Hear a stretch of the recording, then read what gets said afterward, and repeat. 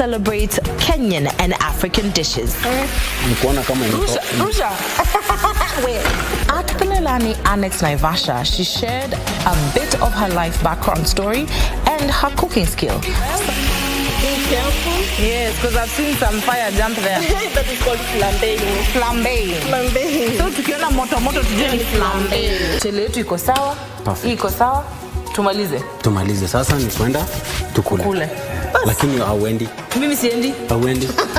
Hiyo tutaongea kwa meza kwanza. Sawa. Salivate this delicious meal on your screen while taking notes for the recipe. Every Sunday, only on KBC. My name is Mary Modoni. I am the Principal Secretary for Public Health and Professional Standards. The government is committed to deliver universal health coverage through primary health care network, with a focus on preventive and promotive health. To achieve this, several systems have been put in place. We have conducted assessment of over 14,000 health facilities to establish the level of service in terms of human resources for health, equipment in our hospitals, and technology. In addition, we are finalizing the process of establishing 315 primary care networks in all the 47 counties to support the referral system through the 100,000 trained and equipped community health promoters. These community health promoters will be key in health promotion and facilitating early detection of diseases at household levels in the spirit of the Afya Bora Mashinani goal. The government has established systems to prevent spread of diseases, and we have an elaborate surveillance system to mitigate cross-border spread of diseases. We are also deploying vaccines as a preventive measure to immunizable diseases. We will continue to educate and inform Kenyans so that they are empowered to live a healthy lifestyle. I now ask Kenyans to practice high levels of hygiene in their environment. Remember to wash your hands, drink clean and safe water, and proper waste disposal. We endeavor to ensure available, affordable, acceptable and accessible quality healthcare. For a healthy nation, let us adopt a balanced diet, and our health is our responsibility. Afya yako, jukumu lako. Afya nyumbani.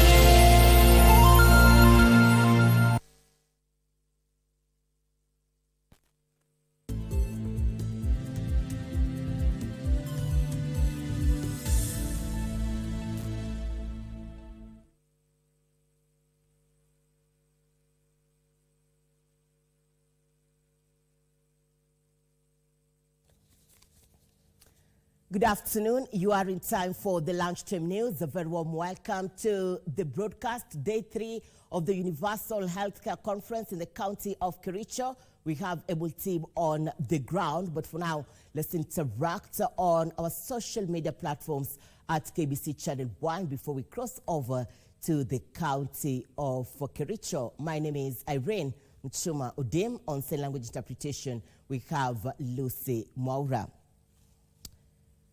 At least 2,600 households in Isiolo County will benefit with clean water storage devices and water purifiers from the county government as part of measures to put in place following the start of El Nino rains. According to Isiolo Deputy Governor James Lowassa, the equipment will reduce the risks of contracting waterborne diseases. Separately, in Kilifi County, a conservationist living in Malindi has urged Kenyans to take advantage of the El Nino rains to plant more trees and increase the forest cover in the country. Locals were also urged to refrain from dumping waste in drainages to allow free flow of water.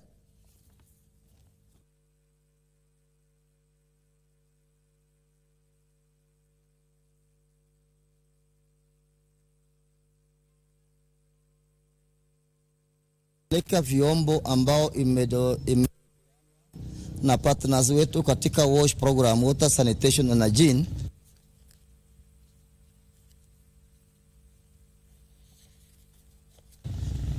kwa minajili ya kujitayarisha mambo ya El Nino. Public health officers on the ground and the CHVs and the CHPs on the ground. So these are teams that will be actually work together and ensure that people are informed and taught how to utilize these items. We don't have the money to put the water every day when there's the drought later. But at least 3, 4, 5 trees every one, it's okay. And then we can go from there. If you have a school, you can plant more. Na watu wengi hata hii area yetu hawajui El Nino ni nini. Lakini tunajaribu tuwafahamishe vile ile mvua vile ilivyo.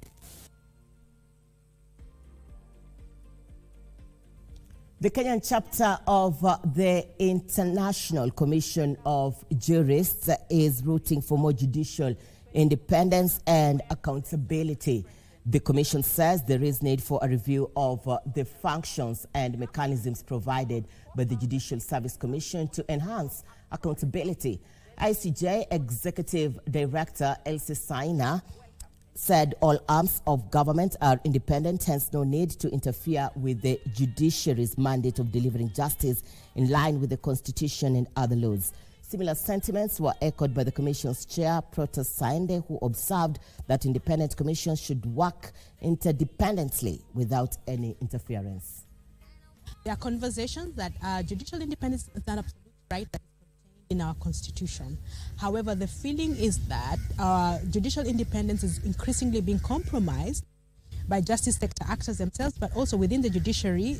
The functions and mechanisms provided by the Judicial Service Commission need to be relooked and need to be reviewed. Maybe we may need to relook at what processes and procedures do they follow. Can we improve them? Can we strengthen them so that we get proper remedies when complaints are brought? The Office of the Director of Public Prosecution now says it will review the investigation files between the 23rd and 28th of October 2023 on the Shakahola massacre to determine whether or not the facts disclose any criminal culpability. Issuing a status update on the case, the Office of the Director of Public Prosecution says the continued detention of suspects was necessitated by the fact that the DNA analysis is incomplete and the process is lengthy owing to the number of bodies that need to be analyzed. This comes as the matter is expected to come up for mention tomorrow in respect of Mackenzie and his 18 co-accused, and on the 23rd of October for the 65 survivors, where the DPP is seeking they be detained for a further 180 days.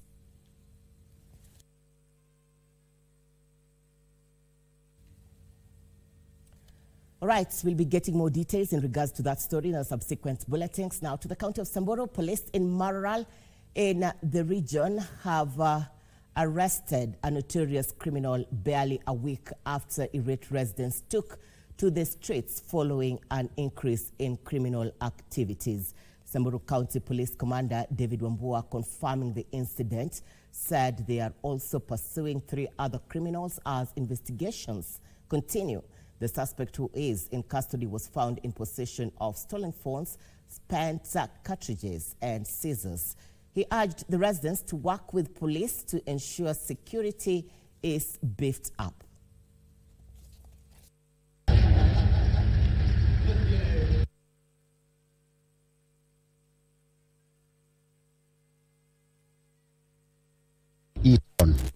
Tuko na askari zaidi ya 30 wanafanya patrol. Na wakifanya patrol tunataka pia wananchi nao watusaidie kwa hiyo hali ya kuweka security lights na kuandika watchmen. Kwa hivyo hakuna kusembea. Tumejaribu juu chini, tumepata mmoja, lakini kuna wengine 3 wako kwa rada ya polisi. Na hivi karibuni tutawatia nguvuni.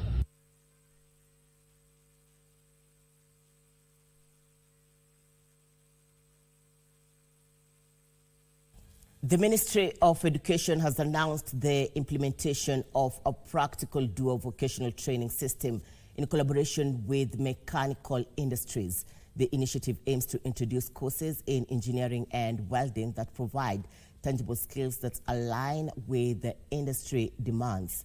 Speaking during the signing of an MOU of the KBC National Skills Initiative for Africa project at Jogo House, Principal Secretary, State Department for Technical, Vocational and Educational Training, TVET, Dr. Esther Thara Moiria, called on educational stakeholders and partners to focus on policy implementation rather than getting bogged down by paperwork, citing its hindrance to growth in TVETs.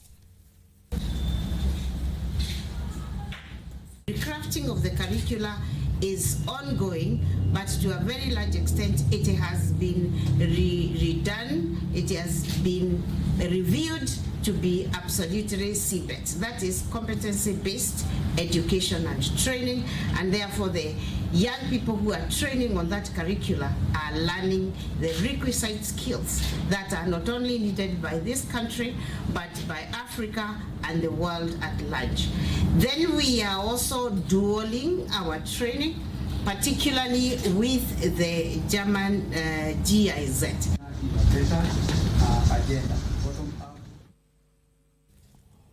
All right, we cross over to Parliament buildings where a section of political leaders from Ukambani are at the premises seeking answers in regards to the Mavoko demolitions that left thousands homeless. Let's cross over and listen in.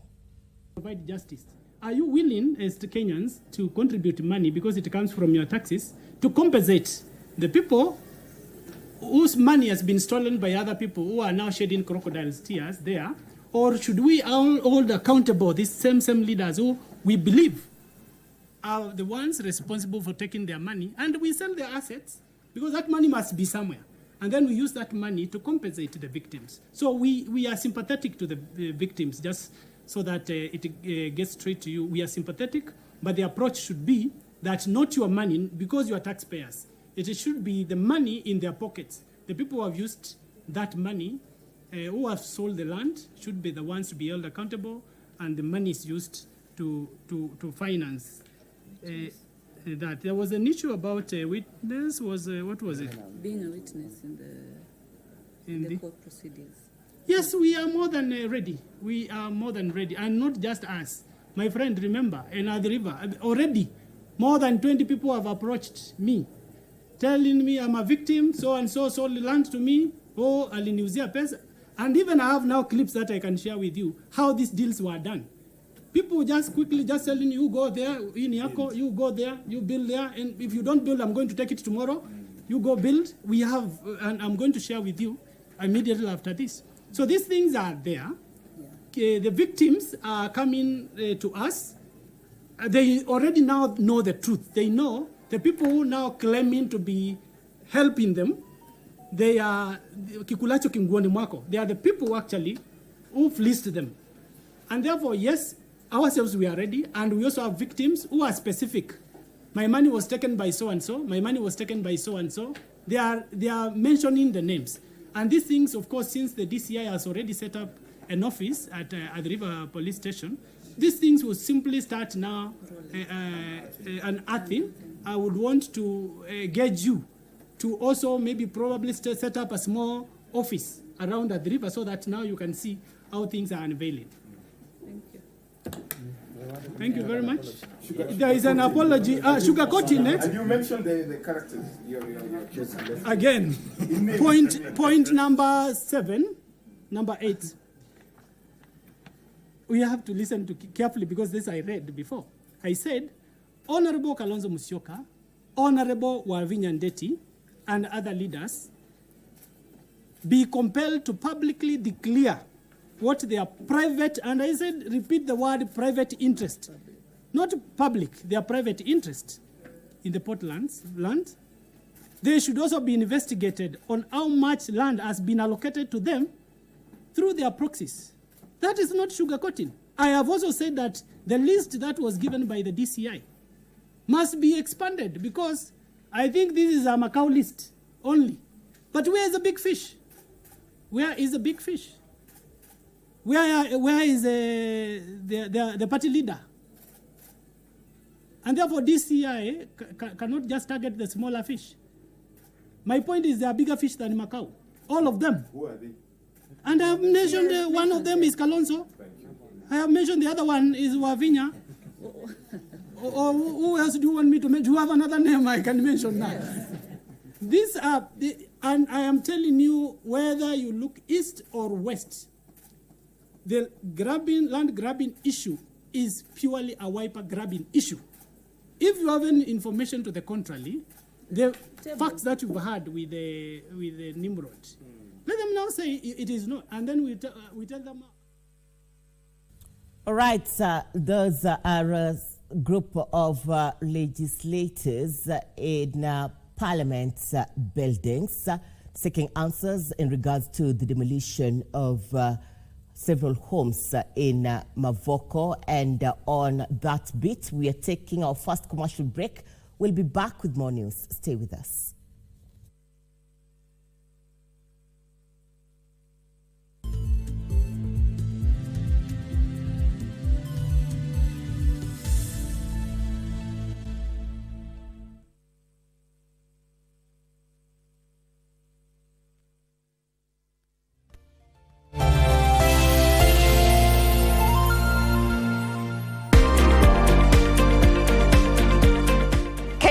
I want to take this opportunity as the Cabinet Secretary for Health to invite you to Kericho County on the 20th of October, where His Excellency the President shall be launching officially the universal health coverage. Come and witness over 4,000 community health promoters from across the county. They'll be showcasing what it is that we have been able to put together as a ministry. Welcome, Kenyans.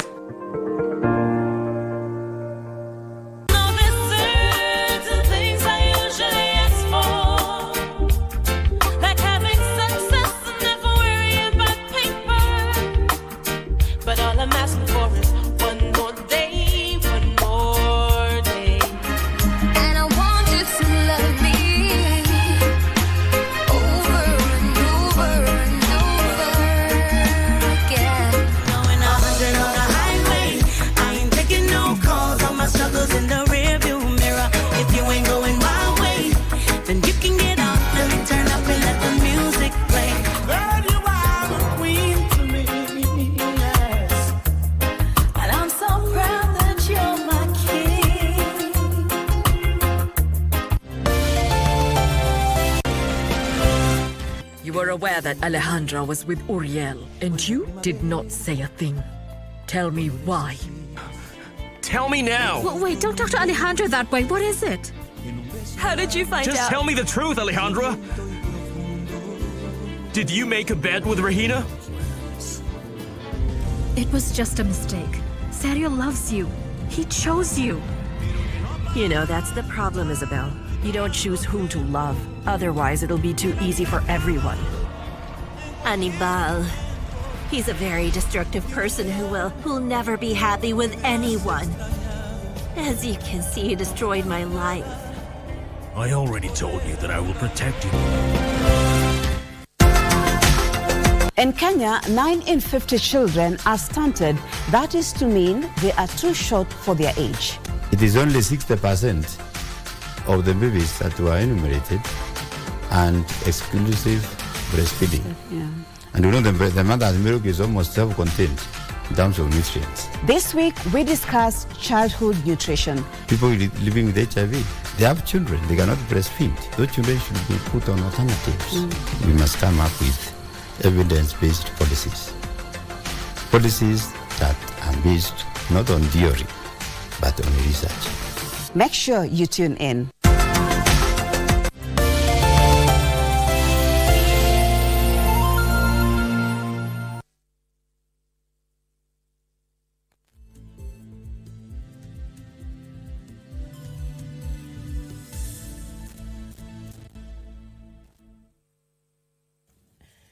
Glad you're watching the Lunchtime News. Welcome back. Now to politics. A section of leaders from Garissa County have called on the National Cohesion and Integration Commission, NCIC, to summon Azimio leader Raila Odinga to record a statement over remarks he made in Kitui on Saturday, which they claim border on incitement. Meanwhile, Mombasa activists are calling for the unconditional release of all demonstrators charged for taking part in the anti-government protest organized by the opposition. The activists say there were no cases of theft, blocking of roads, or vandalism of properties in Mombasa during the protests. Tunataka tume ya national cohesion ikabidhi hiyo kama incitement talks na yaandike statement na ajue ya kwamba kitu chochote kitokea Kitui County ama Makueni mbele hizo ni yeye ameleta hiyo sia. Sijui ako na chuki gani na watu wa Northeastern. Kura tulimpatia, tulisimama na yeye, watu wa Fafi na watu wa Northeastern yote walisimama na yeye, na mpaka sahisi matamshi mabaya anayosema yote ni kuhusu watu wa Northeastern. Sisi kama wakaaji wa Garissa ama wa Somali kwa jumla, hakuna boundaries ambayo tuko Kenya, kila mtu anaishi mahali anataka. So hakuna siku kiongozi ambayo anasimama mahali na ku-incite watu ya kuwa sisi ndo tunaleta shida. So why do we prosecute people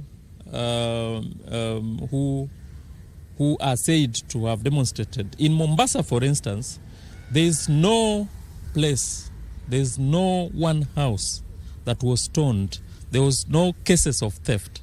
There is no cases of blocking traffic. There is no cases of indiscipline to the public. The things here were completely civil.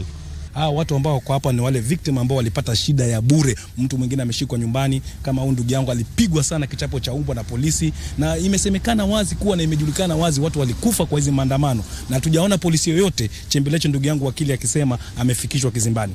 Tunalotaka ni kuwa lazima serikali iongee masuala ya wananchi wa kawaida.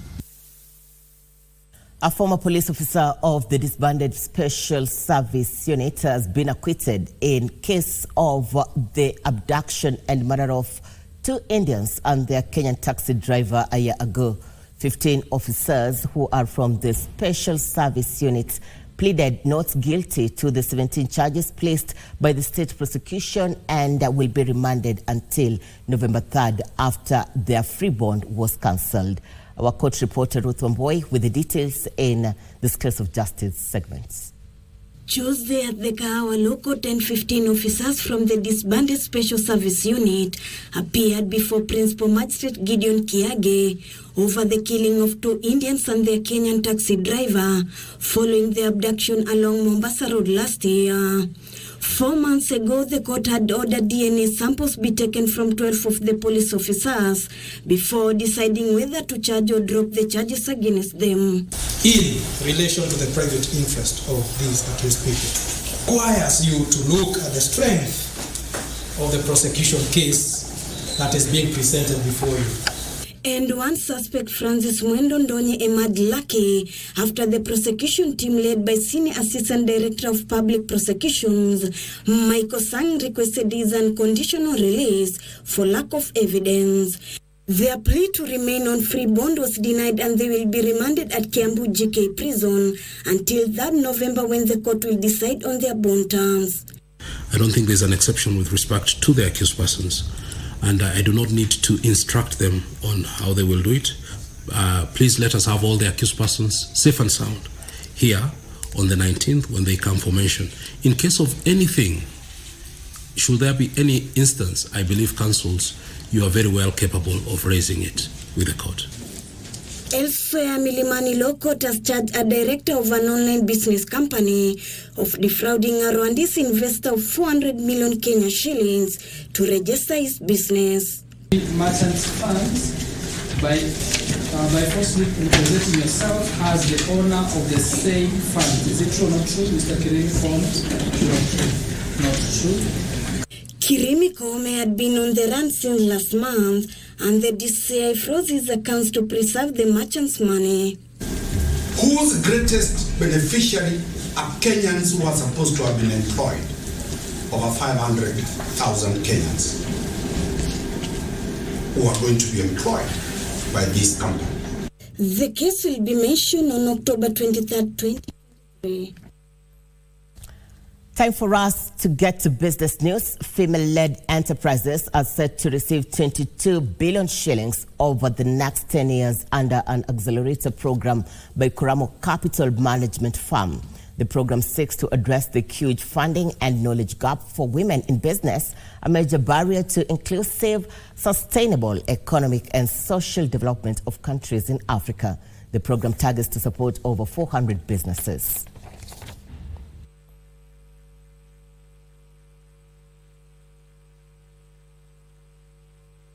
So the accelerator is going to basically be plugging a knowledge gap on the fund management side, where we'll build capacity around how to run a fund, the back operations of a fund, what are the to-dos and what are the not to-dos. And they're also more likely to support women entrepreneurs. They're more likely to hire women as CEOs. And so we find there's a very strong and positive multiplier effect by giving funding to female fund managers who then invest in female-run companies. And we are hoping that of that 150 million, as a result of those investments, in about 25, actually it will be 25 investment funds that are led by women. But as a result of making those investments in those 25 women-led funds, that it will be able to catalyze hopefully 10 times that. Now, it will take at least 3 years to complete construction of a bulk storage facility for liquefied petroleum gas (LPG), a project that is expected to cut the cost of cooking gas by 30%. Here now is Trevor Ngendo with the details. There is the opportunity to create that avenue for trade linkages by a simple phone call. And then the third thing is that we want women to grow. And this we're doing with our partner, Trade Development Bank, and now working in partnership with Faulu Kenya, so that we're able to give women access to finance that does not require as much. Sometimes we're not lent because we're seen as risky, we don't have collateral. But what TDB does is that it comes to try and ensure that it offers a guarantee fund.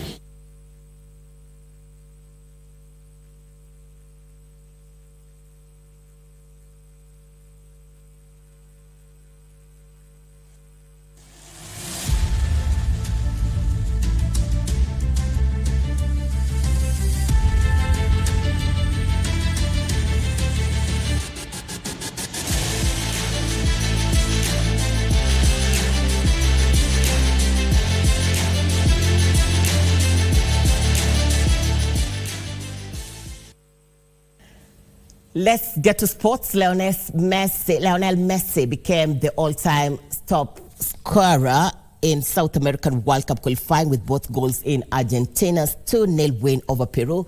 Meanwhile, Brazil's